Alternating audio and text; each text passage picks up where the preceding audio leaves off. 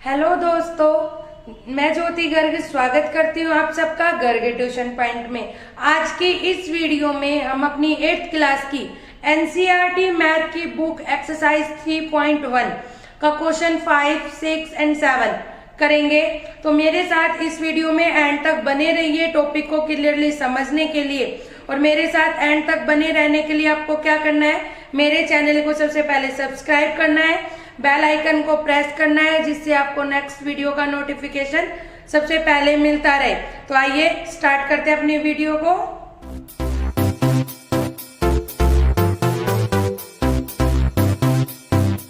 देखिए, आपका 5th question है, what is regular polygon. Regular polygon क्या होता है? तो मैं अपनी जो वीडियो है अंडरस्टैंडिंग क्वाड्रिलेटरल का, जब मैंने इंट्रोडक्शन दिया था, उसमें मैं आपको रेगुलर पॉलीगन बता चुकी हूँ क्लियरली डेफिनेशन और एग्जाम्पल के साथ। आप उस वीडियो को देखिए। वैसे यहाँ डेफिनेशन बता देती हूँ मैं। रेगुलर पॉलीगन वो पॉलीगन होते हैं जिसमें जो इक्विलेटरल ट्रायंगल, इसका मतलब सारे एंगल्स और साइड्स इक्वल होनी चाहिए, वो पॉलीगन जिसके एंगल्स और सारी साइड और सारे एंगल्स इक्वल है, वो पॉलीगन कहलाती है रेगुलर पॉलीगन। अब इसमें पूछा है state the name of a regular polygon. Regular polygon बताइए 3 साइड वाला। 3 साइड, ये आपको पता है कि 3 साइड हमारे ट्रायंगल में होते हैं, ठीक है। और वो रेगुलर पॉलीगन कब होगा? जब इसके तीनों एंगल इक्वल होंगे, तीनों साइड्स इक्वल होंगी। तो क्या आंसर आएगा इसमें? Equilateral triangle. इक्विलेटरल ट्रायंगल का मतलब क्या होता है? इक्विलेटरल मतलब सारे एंगल और सारी साइड इक्वल है, वो ट्रायंगल। तो 3 साइड का रेगुलर पॉलीगन कौन सा होता है? Equilateral triangle. इसके बाद 4 साइड। तो 4 साइड में देखिए, ये स्क्वायर है जिसमें 4 साइड्स आपकी इक्वल होती है और चारों ही एंगल आपके सेम डिग्री के होते हैं। तो क्या आएगा इसका आंसर? आपका स्क्वायर। अब आपका क्वेश्चन ये राइज होता है, रेक्टेंगल क्यों नहीं? तो देखिए, रेक्टेंगल में चारों साइड इक्वल नहीं होती, अपोजिट साइड्स इक्वल होती है, ठीक है। इस वजह से रेक्टेंगल हमारा रेगुलर पॉलीगन नहीं होता। इसके बाद 6 साइड किस में होती है? हमारी हेक्सागन में। तो वो हेक्सागन जिसमें सारी साइड्स और सारे हमारे जो एंगल्स हैं इक्वल होंगे, वो कहलाएगा हमारा रेगुलर पॉलीगन। तो ये इसमें जो साइड्स हैं हमारी सारी इक्वल होंगी, जो ये एंगल है सारे हमारे इक्वल होंगे। तो क्या आंसर आएगा इसका? Equilateral hexagon. इसमें भी आपको इक्विलेटरल हेक्सागन लिखना होगा। तो आपको समझ में आया कि रेगुलर पॉलीगन वो पॉलीगन होते हैं जिसमें सारी साइड्स और सारे एंगल इक्वल हो। 3 साइड के लिए इक्विलेटरल ट्रायंगल, 4 साइड में स्क्वायर एंड 6 साइड में हमारा इक्विलेटरल हेक्सागन आ जाएगा। अगला क्वेश्चन देखिए अपने 6th क्वेश्चन में। 6th क्वेश्चन है हमारा, find the angle measure x. आपको x की वैल्यू फाइंड आउट करनी है जब आपको कोई भी फिगर दी हो। तो देखिए, फर्स्ट फिगर है आपकी, ये फिगर दी हुई है जिसमें आपको x की वैल्यू फाइंड आउट करनी है, जहां आपको 3 एंगल्स दिए। तो देखो, 4 एंगल वाली क्या होती है? हमारी क्वाड्रिलेटरल। और हमें पता है क्वाड्रिलेटरल के चारों एंगल का सम होता है 360 डिग्री। तो जो एंगल है हमारा 50 प्लस 130 प्लस 120 और प्लस में x, इनका सम हमें पता है कितना होता है? 360, ठीक है। तो आप इनको जब प्लस करेंगे, 50 प्लस 130 180, उसके साथ में 180 प्लस में 120 क्या हो गया हमारा? 300 plus equal plus x equal to 360।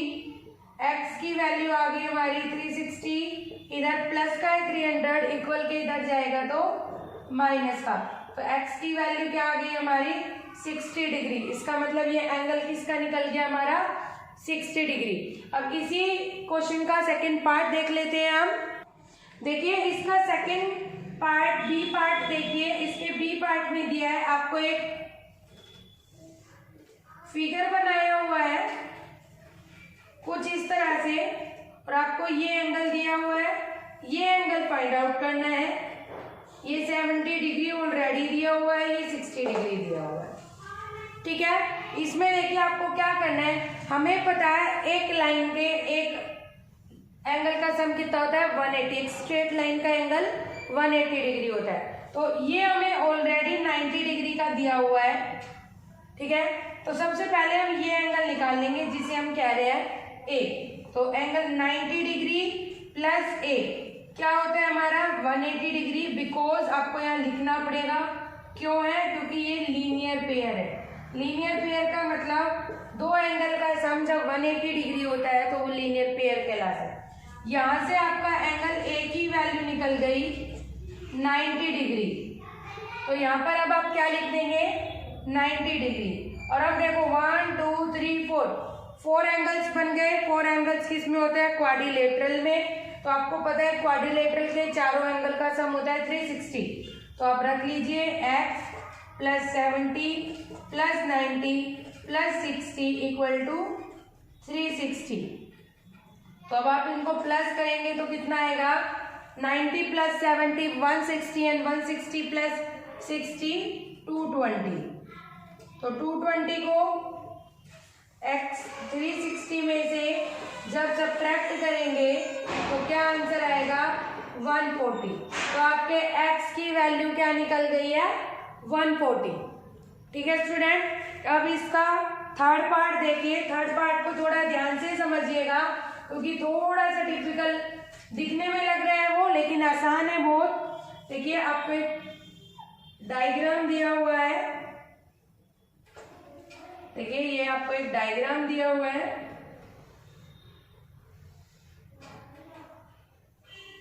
ये दिया हुआ है आपको इसमें एंगल निकालना है। तो ये जो फिगर दिया हुआ है इसमें देखिए सबसे पहले लीनियर पेयर के लिए हम इस एंगल को निकाल लेंगे ए को, और लीनियर पेयर से ही इस एंगल को निकाल लेंगे बी को। तो 70 प्लस ए इक्वल टू 180। तो ए की वैल्यू क्या आ गई 110। यहाँ कौन सा एंगल आ गया 110। इसी तरह से 60 प्लस बी इक्वल टू 180। तो बी की वैल्यू क्या आ गई आपकी 120। ये कौन सा एंगल आ गया 120। अब देखिए हमारे टोटल कितने एंगल है 1 2 3 4 5 एंगल होते हैं। तो कौन सा फिगर होता है पेंटागन, और पेंटागन का सम कितना होता है कल मैंने वीडियो में आपको बताया था। कितना होता है पेंटागन का सम 540। ठीक है, तो आप करेंगे angle 30 plus angle x plus angle x 110 plus 120 किसके इक्वल होता है 540 के। ठीक है, तो अब यहाँ से x की वैल्यू निकालिए आप। 30 plus 110 140 160 and 260 plus 2x equal to 540। 2x की वैल्यू निकली है आपकी यहाँ से 540 माइनस 260। 2x इक्वल टू यहाँ कितना आ जाएगा 14 में से जब आप 6 सब्ट्रैक्ट करेंगे तो 8 280। तो x की वैल्यू कितनी निकल गई आपकी 280 बाई 2 140। तो x की वैल्यू क्या निकली आपकी 140। इसका मतलब ये दोनों एंगल कितने आ गए आपके 140 के। अब इसी क्वेश्चन का अगला पार्ट देख लेते हैं। देखिए इस क्वेश्चन में जो आपका 6th क्वेश्चन का 4th पार्ट है, इसमें आपको एक पेंटागन बनाया हुआ है, 5 साइड है इसमें, और इसमें सारी साइड्स इक्वल का साइन लगाया हुआ है और सारे ही एंगल x है। जब पेंटागन में सारे एंगल सेम होते हैं, इक्वल होते हैं, सारी साइड इक्वल होती है, तो वो रेगुलर पेंटागन होता है। और रेगुलर पेंटागन का सम कितना होता है 540। तो हमें पता है x plus x plus x plus x 5 है, इनको इक्वल रख दीजिए 540 के। तो 5x इक्वल टू 540। x की वैल्यू यहाँ से निकालेंगे तो 108। इसका मतलब यहाँ पर सारे एंगल कितने डिग्री के हैं 108 डिग्री के। बहुत आसान है ये, इसमें कुछ करना ही नहीं था। पेंटागन है, रेगुलर पेंटागन है, आप इनका सम 540 के इक्वल रख दीजिए और 5 से डिवाइड कर दीजिए। अब देखते हैं इसका 7th क्वेश्चन। देखिए स्टूडेंट, आपको 7th क्वेश्चन का ए पार्ट दिया हुआ है, एक फिगर दी हुई है। ध्यान से देखिए, इस फिगर में 2 हमारे इंटीरियर एंगल दिए हुए हैं 90 एंड 30 और 3 हमारे x y z exterior angle बाहर के एंगल दिए हुए हैं। और आपको इसमें फाइंड आउट करना है find x plus y plus z, तीनों जो एक्सटीरियर एंगल है उनका सम। तो देखिए सबसे पहले हमें पता है ये लीनियर पेयर में 90 प्लस एक्स, तो आप करेंगे 90 plus x equal to 180 degree. X की वैल्यू निकल गई हमारी 90। इसी तरह से आप जेड की वैल्यू निकालेंगे, जेड की value 30 plus z equal to 180, z की निकल गई आपकी 160। अब हम y की कैसे निकालेंगे? तो देखो हमें पता है एक ट्रायंगल के तीनों एंगल का सम होता है 180 डिग्री। तो पहले आप इस एंगल जिसे मैं a कह रही हूं इसकी वैल्यू फाइंड आउट कीजिए। कैसे करेंगे? 90 plus 30 plus angle a equal to 180 degree. तो a की value 120 plus a equal to 180 और a की वैल्यू निकल गई हमारी 60 डिग्री। तो अब y की निकाल लेंगे आप, 60 plus y equal to 180, y की वैल्यू निकल गई हमारी 120 डिग्री। हमने लीनियर पेयर से तीनों एंगल की वैल्यू निकाल ली है। ठीक है, अब आपको क्या करना है, जो इक्वेशन दे रखी है उसमें आपको पुट करनी है वैल्यू को। ये आपको लीनियर पेयर दिया हुआ है। अब इन तीनों एंगल की जो वैल्यू निकली हुई है वो इस इक्वेशन में पुट करनी है। तो x की वैल्यू है 90, y की है 120, z की है 160। इनका सम कीजिए तो देखिए क्या आया, 210 और 60, 270, 370। आपका इनका कितना सम आ चुका है? 370। लेकिन आपको पता है हमारा तो 370 आ ही नहीं सकता क्योंकि सम तो 360 तक होता है। तो इसका मतलब हमने इस क्वेश्चन में कुछ दिक्कत की है। कहाँ प्रॉब्लम हुई है? यहाँ 180 में से जब 30 सब्ट्रैक्ट करेंगे तो क्या आएगा यहाँ पे 150। तो जब यहाँ 150 करेंगे आप तो क्या आ गया यहाँ पे 370। देखिए स्टूडेंट, हम आप लोगों को समझाते हैं वीडियोस में, हम YouTube पे चैनल डालते हैं, तो इसका ये मतलब नहीं है कि हम लोग गॉड हैं। हम भी आपकी तरह टीचर हैं, कुछ मिस्टेक हो जाती है तो इसे ये एक्सेप्टेबल है, किसी से भी हो सकती है। तो आपको ये चीज समझ में आई, ये पार्ट हमारा, इसमें हमें कैसे करना है। सबसे पहले लीनियर पेयर की हेल्प से तीनों एक्स वाई जेड की वैल्यू निकालनी है और इस इक्वेशन में पुट कर देनी है। अब 7th क्वेश्चन का सेकेंड पार्ट, ये हमारा 7th क्वेश्चन का सेकेंड पार्ट है जहां आपको एक फिगर दी हुई है। फिगर में 60, 80, 120 डिग्री का एंगल दिया हुआ है। ये हमारे इंटीरियर एंगल और एक्सटीरियर एंगल दिया हुआ है W, X, Y, Z। ये आपके एक्सटीरियर एंगल है, आपको इनकी वैल्यू फाइंड आउट करनी है। तो जैसे मैंने आपको पिछले क्वेश्चन में कराया, लीनियर पेयर से वैल्यूज फाइंड आउट कर लेंगे।